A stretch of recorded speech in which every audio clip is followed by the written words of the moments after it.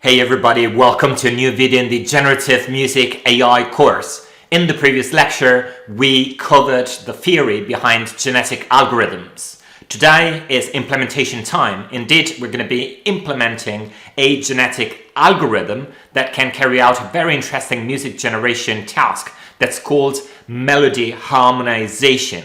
Let me show you what this is in a second.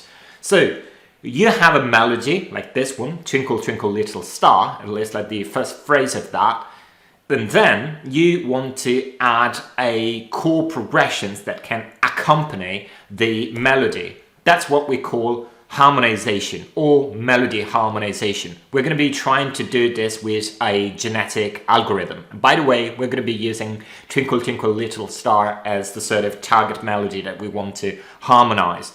But what are we going to be building? Well, this task is going to be relatively complex, so I'm not going to have a single class where we do all the things in one place. Rather, we're going to have three different classes, one of which is called MelodyData. This is going to be a data class. In other words, we're going to be storing information about Twinkle Twinkle Little Star, about a melody here. Then the meat of the program is going to be this GeneticMelodyHarmonizer class. Here we basically implement a genetic algorithm that has one public method called generate, and we can pass an argument called generations, and this is the number of generations that we want for our genetic algorithm to go through. And finally, we have a FitnessEvaluator class. So this does what it says it does. This is the fitness function basically, but I've decided to encapsulate it in its own class because it's quite complex, and having that within GeneticMelodyHarmonizer would make that class super long and really not that clean.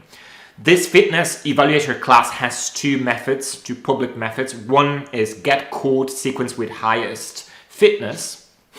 It's quite straightforward, right? So you have a series of chord sequences, you calculate the fitness for each one of those, and you just get back the one that has the highest fitness.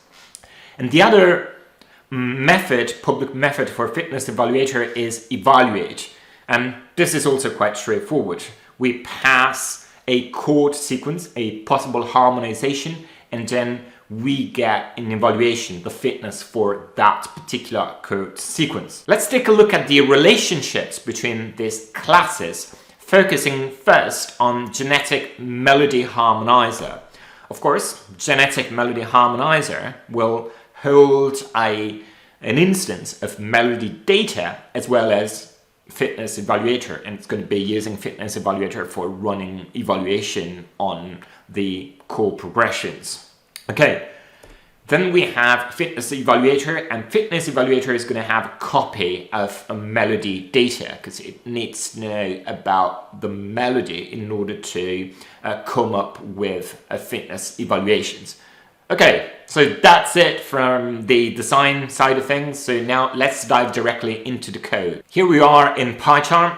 Everything is stored within one file called GeneticMelodyHarmonizer, and you can find it in the 16th lecture in the relative GitHub repo. And as always, you can find both the slides as well as the code in the description box below. You're going to have a link to both of those. So this is a quite verbose file, and I'm going to go towards the end of it because I want to show you the main function and run the script initially so that you have an idea, a high-level idea of how this works and what it can produce. And then we're going to be delving into each one of the different classes one by one. Okay, so let's take a look at the main function. So initially we just initiate some variables, like for example, Twinkle Twinkle melody here, and this is a representation of Twinkle Twinkle Little Star melody. This is a list of tuples, and each tuple is a note, and it encodes both a pitch with relative octave, like for example C5, and a duration expressed in quarter length. Okay, so here you have Twinkle Twinkle Little Star, then you have weight. We'll see what this is later on. Chord mappings, preferred transitions. These are all things that we'll need to initiate all the different objects. Okay, let's ignore them for now and let's focus on the instantiation of all the different objects for generating the harmonization. As I said, we're going to be needing a MelodyData. It's a class, it's data class. We pass Twinkle Twinkle Melody to it and we get this object. Then we need to instantiate the FitnessEvaluator, and we pass all of these arguments for the instantiation. And finally, we are going to be instantiating the harmonizer, and that's an instance of the GeneticMelodyHarmonizer class that obviously, as you can see here, takes a FitnessEvaluator via dependency injection. In other words, we just like pass that at construction time. Okay, so now we have this three classes, and we mainly have the harmonizer, right? And in order to generate this harmonization, this chords, what we do is we basically take the harmonizer and we call the generate method, and we pass the number of generations. In this case, we want 1,000 genetic generations, iterations. Okay, we get back the generated chords, and then we use a facility function, a utility function really, that's called create score, that's going to take the Twinkle Twinkle Little Star melody, the generated chords, chord mappings, and it's going to come up with a Music 21 score, so that we can then do a Music 21 score.show, and we're going to get the result of this in MuseScore. So let me run this script for you guys so we can see the result and listen to it. Okay, so algorithm's running. Now MuseScore is open. So let's apply Edwin and we'll listen to the result.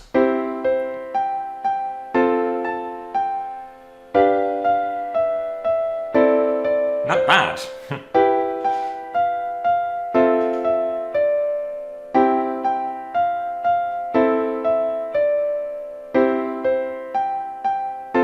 Not bad. 1, 4, 5, 1.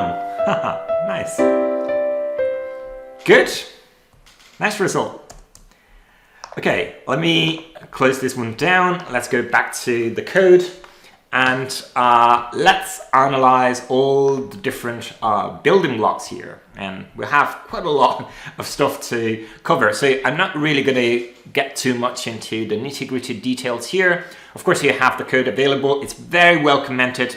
Plenty of doc strings, very detailed, so you can definitely like dive into this deeper, and I highly suggest you to do that. Okay, without any further ado, let's get into it. First thing, MelodyData. So this is a data class, and if you're not familiar with data classes in Python, so these are classes that you can use for just storing data without any behavior. They're really, really handy. So we're going to freeze this data class so that you can't really change it. And this is a fantastic type of way of approaching coding whenever you have data and you don't want to mutate like those data. Then you're going to freeze a data class like this. Okay. So what's MelodyData? So it's really a data class representing the data of a melody, and it has 3 different attributes. It has notes, the actual notes, and this is like what you would pass at instantiation time. So this is actually a list of tuples, where all the tuples represent the melody's different notes, where you have like pitch plus duration, as we say for the case of Twinkle Twinkle Little Star. And then we're going to have a couple of additional attributes. One is duration, and the other one is the number of bars. Duration is the overall duration in quarter note length. And we are going to basically like compute these attributes in this post-init magic method. So this post-init magic method in a data class runs after the instantiation, and basically after the instantiation what we do is we automatically calculate the overall duration in quarter note length based off the notes that we use to instantiate this class, and we also calculate the number of bars, and we do that quite straightforwardly by doing duration basically like divided by the like 4 bits, because we assume that we are in 4/4. This is just like a simplification. This is just like a simple assumption. Okay, So in this way, you basically have all the information regarding the melody that you want to harmonize encapsulated in a data class. This is a really good programming kind of habit. It's a really healthy programming habit, so that you are going to encapsulate all the stuff like that together, and you're going to also like divide different things so that you have separation of concerns. Okay, so we have this data class object. Let's now move on to the GeneticMelodyHarmonizer. As I mentioned earlier, this is really the meat of the program, because this is where we actually implement the genetic algorithm. And this class is also responsible for running the genetic algorithm, so the evolution over time, over different generations, and then for coming up with a harmonization that what it is really is just like a list with chord symbols. That's all it is, right? And we're going to have like one chord symbol per bar. That's it. Okay, so this class has a bunch of different attributes, and it takes them, public attributes, and it takes them at construction time. So it has MelodyData. Of course, it uses information about melody for generation, as we'll see. Then it has a list of available chords, and these chords are going to be C major, D minor, so basically all the chords built on top of the C major scale, just for simplicity's sake. And it's going to have a population size, so this is the number of solutions that we want to run with the genetic algorithm. Then it's going to have a mutation rate, and this is the probability of mutating a chord whenever we create a new child in the next generation. And finally, it's going to take a fitness evaluator, and that's an instance of the fitness evaluator class. And of course, this is, as I mentioned earlier, the class that's going to basically do all the fitness evaluation. So basically, all the stuff like that have to do with evaluation or fitness are completely offloaded to the fitness evaluator class, so that we have nice separation of concerns. Okay, so of course here we just like assign all of those arguments that we take at construction time to relative public methods, but then we also have a private method here that's an empty list. It's initialized as an empty list in the constructor, and that is the population. This is actually the population of all the different solutions. In our case, of course, the solutions are the different harmonizations or chord sequences. Okay, so we know that the main method here is this generate method that takes an argument that's called generations. This is the number of generations we want to run the genetic algorithm for, and it's defaulted to 1000. Okay, so generate generates a chord sequence that harmonizes a melody using a genetic algorithm. Okay, let's take a look at this method here. This is quite high level, and of course, as always, like I really like a coding style where you separate different levels of abstractions. And when you are at the highest level, you want things that are very semantically meaningful. And then, if you want to know the implementations, you're gonna go the extra step down the stack, and again in a recursive manner until you get to the actual implementation, so that if a user of this code wants to see the overall implementation and understand how it works at a very high level, he or she can easily do it by looking at these public methods. Okay, so first of all, we initialize the population. Basically, we randomly initialize a series of solutions, and we store them in the population private attribute here. So after initialization, we start our for loop, and basically we go through all the generations that we want to go through. So if it's 100 generation, we go through this process 100 times, for example. And at each generation, we do the following things. First, we select the parents, and of course, under the hood, as we'll see, we'll be using a fitness function in order to come up with the parents. these parents are going to be passed to this method here called create new population, and basically you can easily guess like what this does. It just like creates the next population, so all the children starting from parents. And in order to do this, we're going to be using both crossover and mutation, so these two genetic operators that we saw in the previous video. So now we have a new population. This is just I do believe this is a list of lists, because it is it is a list that contains a lot of solutions, and each solution is a chord sequence that is a list of chords. Okay, so now the final thing we do at this point is just a replacement of the old population with the new population. So as you can see here, you basically have all the steps that we saw in the previous lecture for a genetic algorithm. So we initialize the population, we create a new population, and under the hood we do this by recombination and mutation, and finally we have replacement.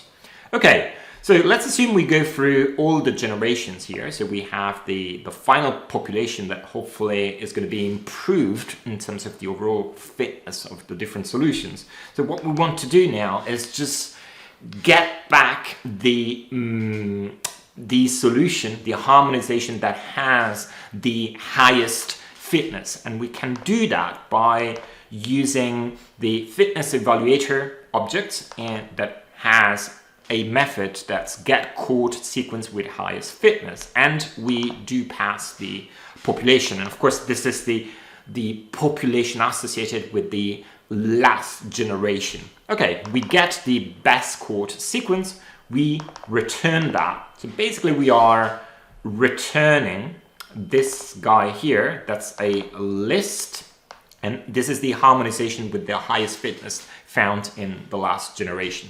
Okay, I hope this is quite clear. I think it is. It's quite straightforward. Now, of course, we're going to be diving into all of these private methods to see how we actually implement those on an implementation level. So we're going to follow like the order that the sequential order that we have here, and we're going to be starting from initialize population.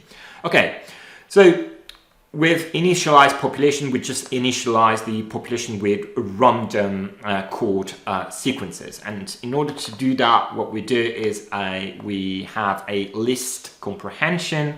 And in this list comprehension, we basically create as many items as the size of the population that we want, calling for each item this generate random chord sequence. This is, again, another nested private method. So in this way, we hide the complexity of the implementation at the lower level. And if we jump into this one, we'll see that what this does, it's quite straightforward. The naming is quite telling about like the purpose of this method. It basically generates a random chord sequence with as many chords as the numbers of bars in the melody. Because of course, we have an assumption here that each solution is going to have as many chords as the number of bars in the melody, because we are going to have one chord per bar. Okay, how do we do this? Well, again, this is another very simple list comprehension, and in this case we're going to be using a random library from Python. We do a random.choice.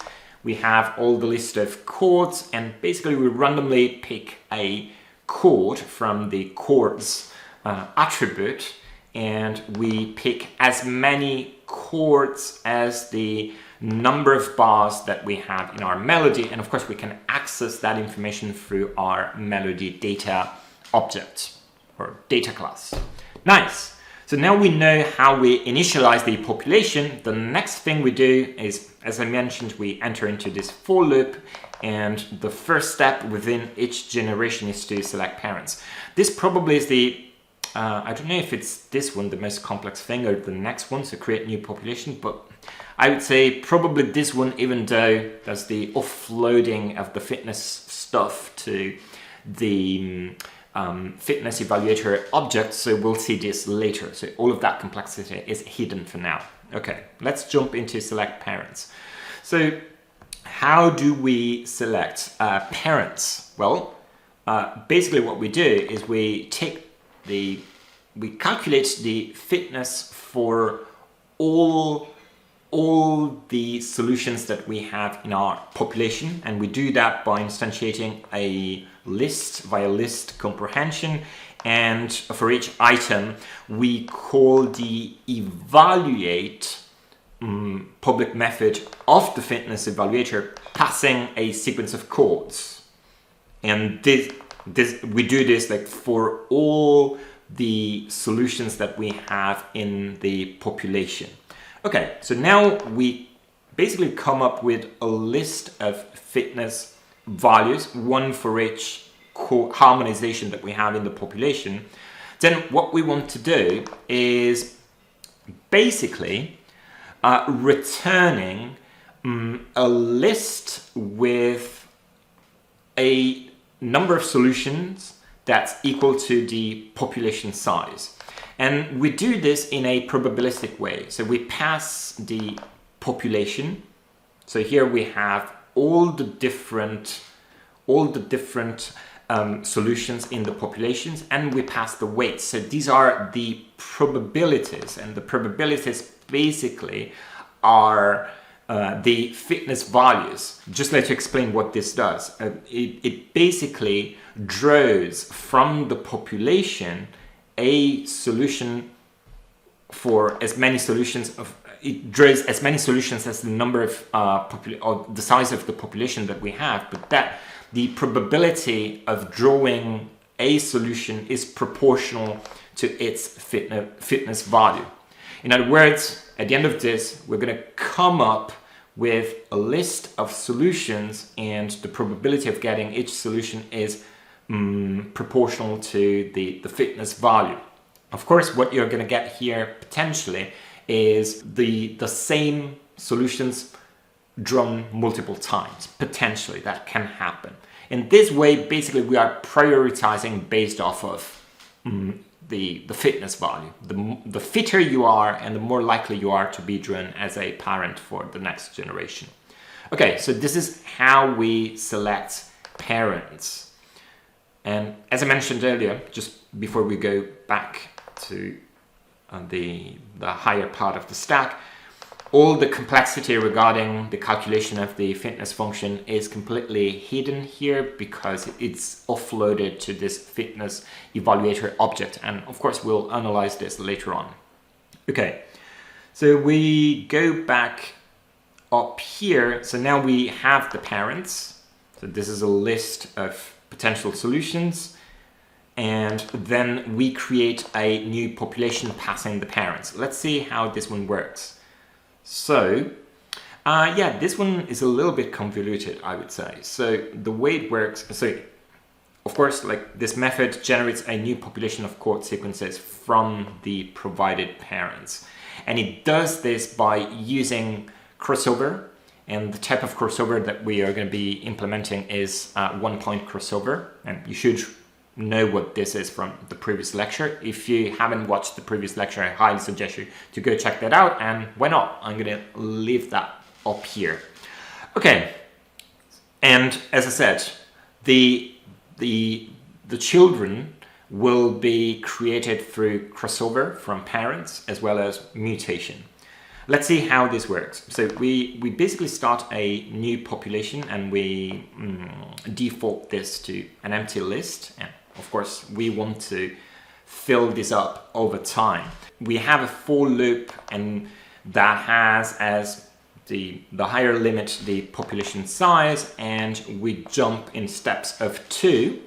And at each step, we're going to get 2 children. And why is that the case? Well, because we're going to be applying the crossover twice. So for each step within this for loop, we're going to get 2 children. And given the upper limit is going to be the population size, it means that let's assume that the population size is 100. So we're going to go through this for loop 50 times, and at each time we're going to get 2 children, applying the crossover. And now basically we're going to apply the crossover passing the, let's say, like the current parent, the parent at the current index, and the next parent, the parent at the next index, right? And we're going to apply crossover in 2 ways. So first we're going to have like parent 1 and parent 2, and then we're going to just like swap those. We're going to reapply crossover with those 2 parents, but their role is going to be swapped. So parent 2 now is going to be parent 1, and parent 1 is going to be parent 2. Okay, this way we're going to get 2 children. Then once we have the children, we are going to potentially mutate the children, so the children's solution. In other words, we may flip one of the chords. Okay, so now once we have this children, the 2 children, we are going to extend the new population list with these 2 additional children until we get through all the 100 children that we want, and then at that point we return the population. Now let's take a look at these 2 private methods. So one is crossover, and we'll see how we implement this, and then mutate.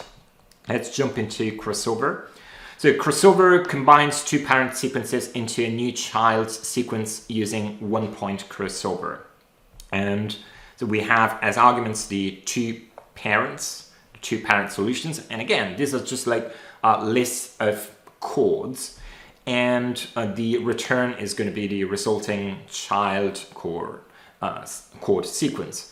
Okay, so first of all, we decide where we want to cut the genetic information. So in other words, what this means is we want a cut index, and this is going to be a random int between basically like 1 all the way up to the length of the parent -1. So we decide at which item, at which index we want to create a cut, and then what we'll do is we're going to stitch the two sides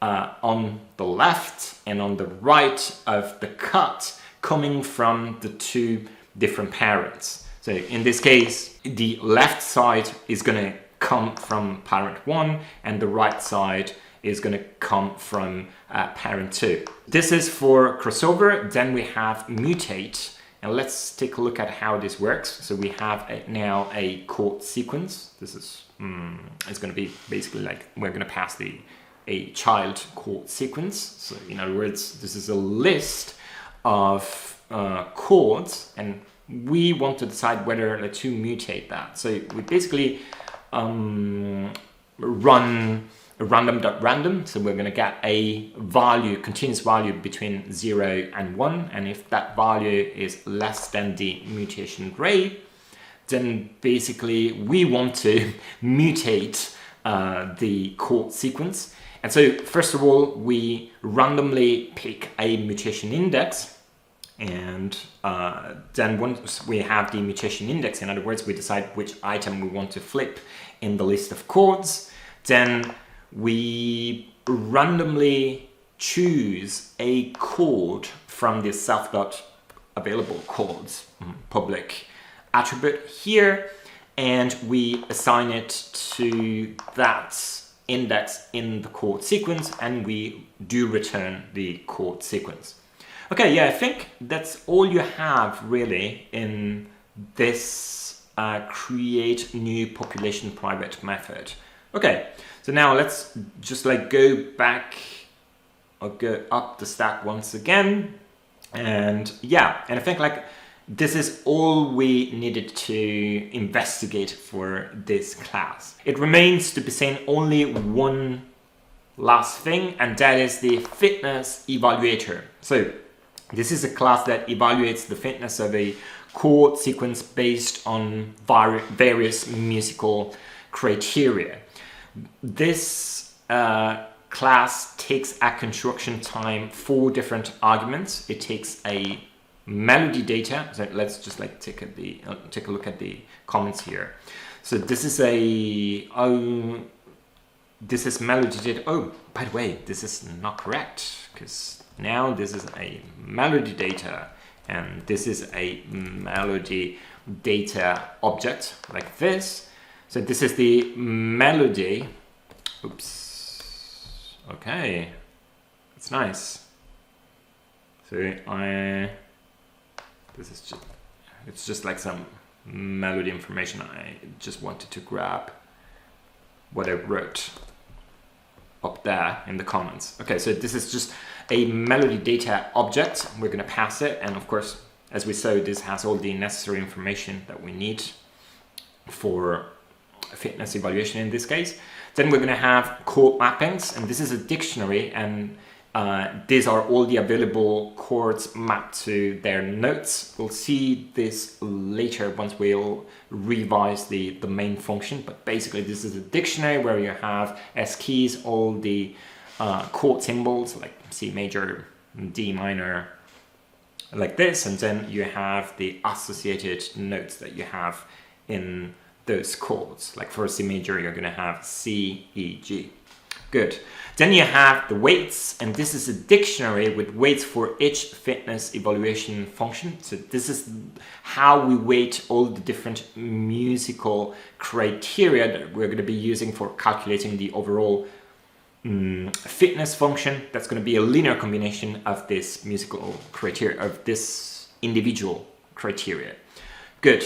Finally, we have preferred transitions. This is a dictionary with preferred chord transitions, and I believe this is a piece of information that we use for one of the different criteria that we have. We'll jump into those later. Okay. Of course, we just assign all of those arguments to relative public attributes, and then we have a couple of public methods here. We already saw this. We have this get chord sequence with highest fitness, and we pass all the chord sequences and we get the one that has the highest fitness. And how do we do that? It's quite straightforward, really. We return the max considering all the chord sequences that will be evaluated using this evaluate method here. So under the hood, what this does is basically calculates the fitness. It runs evaluate on all the chord sequences that we have within this chord sequences argument, and then it just like takes the one that has the highest fitness and it returns that. Okay. Next, we have the evaluate method. This is really the main method of this class, really. It takes as an argument chord sequence. This is a list of strings. It's a list of chord symbols like C major, C minor, and it returns a float, and that is the overall fitness score of the chord sequence. This one, I think like it's quite clean. It works like really nicely. So basically what we do is we do a sum over a bunch of different musical criteria or fitness criteria, if you want. So this is a linear combination. So we have the overall sum, and for basically all of these elements. So we're going to go through all the fitness functions, or the functions, the criteria that we have in this self.weights, and this is a dictionary, if you remember correctly. So this is a dictionary, and let me show you this one for you. It's this. Okay, so it's a dictionary where you have the name of the different criteria, and they happen to be the name of the methods, the private methods that will actually calculate those criteria. And each criterion, each function, each method is going to get a weight. And if I understand, yeah, and this is normalized. So if you sum all of them, it's going to be equal to 1. Okay, So this is the structure that we are dealing here. So we're going to go back up here. Okay, so we go through all of them, and for each of them what we do is we get the weight for that particular criterion, that particular function, fitness function, and then we use this get attribute here, and basically what we do is we get the attribute that has that name, like for example chord melody congruence is the name of one of these criteria, but we just add an underscore here, and the reason is because as you can see, this criteria are all going to be private methods, and with this what we do is we actually get this method here. Okay, so we get this method and then we pass the chord sequence. So let's assume we were dealing with chord melody congruence. At this point we would get this method here and we would pass the chord sequence here, so that we would get a value back from this fitness criterion. Then we would multiply that by the relative weight, and we do this like for all the criteria that we have in the fitness function, and then we sum all of them so that we have the global fitness value. Okay, so this is a very clean way of doing this. I could have done it in another way, like calling all the different criteria one by one, but that's not really something that you can expand nicely, because every time you add a new criterion, you will have to come to this evaluate a method and add it there. So it's not really that clean. This one is way cleaner. Let's quickly jump into the different criteria now. We have 4 criteria. We'll start with the chord melody congruence. This method takes a chord sequence, and of course it takes a chord sequence because you want to output the relative fitness value for this particular criterion, for that particular solution. Okay, and what it returns is a float, and this is a score representing the degree of congruence between the chord sequence and the melody, normalized by the melody's duration. Let me explain how this works super quick, and probably the best thing is just that you read through this. So this method calculates the congruence between the chord sequence and the melody. The function assesses how well each chord in the sequence aligns with the corresponding segment of the melody. The alignment is measured by checking if the notes in the melody are present in the chords being played at the same time, rewarding sequences where the melody notes fit well with the chords. Okay, this is quite clear, isn't it? So if you have notes in the melody that belong to the underlying chords, then we're going to reward this score, otherwise we're going to punish it. And down here you have an implementation of this. I'm not going to get into the details here. Please do check the code for that, because otherwise this video is going to carry on and carry on. So we'll move on to the next private method, that is the next criterion, and this is called variety. So this one evaluates the diversity of chords used in the sequence. This function calculates a score based on the number of unique chords present in the sequence compared to the total available chords. And higher variety in the number of chords is rewarded, and lower variety somewhat punished. So given like this is like quite straightforward, let's analyze this. So we calculate the unique chords, the number of unique chords, and this is the length. So we take like the set of the chord sequence, and then we calculate the length of the set of the chord sequence, and this is the number of unique chords we have in the melody, and the number of total chords we can easily calculate by taking the length of the chord mappings, and in this case obviously it's going to be equal to 7 because we are using the 7 chords built on top of the C major scale. So in order to come up with this normalized score, we take the number of unique chords in the melody and we divide that by the total number of chords. And this gives us a score of chord variety. Good. Let's move on to the next criterion. It's called harmonic flow. This one assesses the harmonic flow of the chord sequence by examining the transitions between successive chords. This function scores the sequence based on how frequently the chord transitions align with predefined preferred transitions.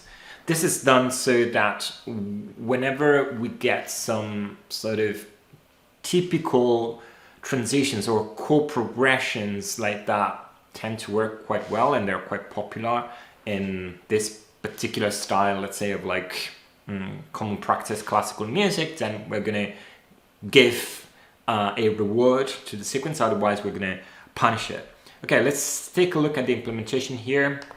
So we start with a score that's equal to 0.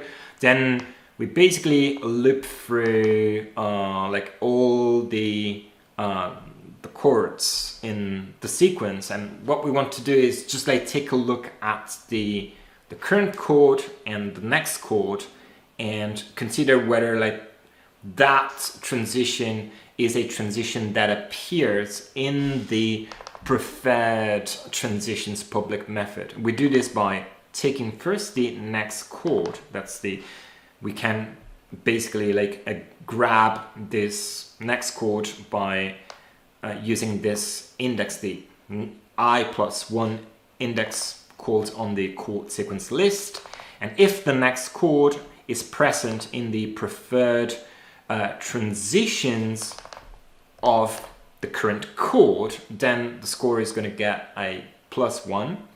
Otherwise, it's not going to get anything. And finally, we're going to normalize this by taking the overall score, dividing that by the length of the chord sequence minus 1, and because that would be like the maximum score that we could get. Okay, let me show you what these preferred transitions look like. It's like this. Okay, so it's a dictionary where you have a chord, and what we say we do expect that these are preferred transitions. So C moving to G, so 1 to 5 or 1 to 6 or 1 to 4. These are all nice harmonic movements, and we want to reward those. Or like, for example, if you are on the dominant chord, the 5 chord G, you may want to go to 6, so to A minor, or to the tonic back to C. You get the idea here. So we basically reward nice transitions. Let's take a look at the final criterion that we have here. I've called it functional harmony, and this one evaluates the chord sequence based on principles of functional harmony. In this case, we reward those sequences that have certain important chords at certain positions within the melody. Let me show you how this one works. We instantiate the initial score to 0, and then we check the initial chord in the sequence. So if that initial chord is either the tonic or the 6th chord A minor, then we're going to go and give a score of +1. Then we are going to analyze the final chord in the sequence, the last chord in the sequence. And if that is the tonic, then we're going to give it a +1, because we usually want to end pieces on the tonic. And then we check whether we have a F and G chord in the overall chord sequence. And that is basically like having some subdominant and dominant chords and throughout the melody. And if that's the case, then we're going to add another +1 to the score. And finally, we just normalize the score. We take the score, it can have a maximum of 3, and we divide it by 3 so that you get an actual score there that's normalized between 0 and 1. Okay, with this, I do believe we are done covering the FitnessEvaluator class. Now, I just want to go back to the main function once again, and now with a lot of awareness about the implementation, go through it and see how it works in detail. Okay, so first we instantiate the Twinkle Twinkle melody, and we know that the melody is just a list of tuples where each tuple has information about pitch and duration expressed in quarter length. Okay, then we have the weights, and these are the different weights that we want to associate with different musical criteria for the FitnessEvaluator. Then we have the chord mappings. These chord mappings, of course, are the note mappings for different chords that we're going to be using, and these are the chords built on top of the C major scale. Then we have the preferred transitions. This is yet again another dictionary. Then we instantiate all the objects for generating the harmonization. We instantiate the MelodyData passing the Twinkle Twinkle melody. Then we instantiate the FitnessEvaluator passing the MelodyData, the weights, the chord mappings, and the preferred transitions. And finally, we instantiate the harmonizer by passing to the GeneticMelodyHarmonizer constructor the MelodyData, the chords, and we take the chords as the list of the keys of the chord mappings because we already have them there available.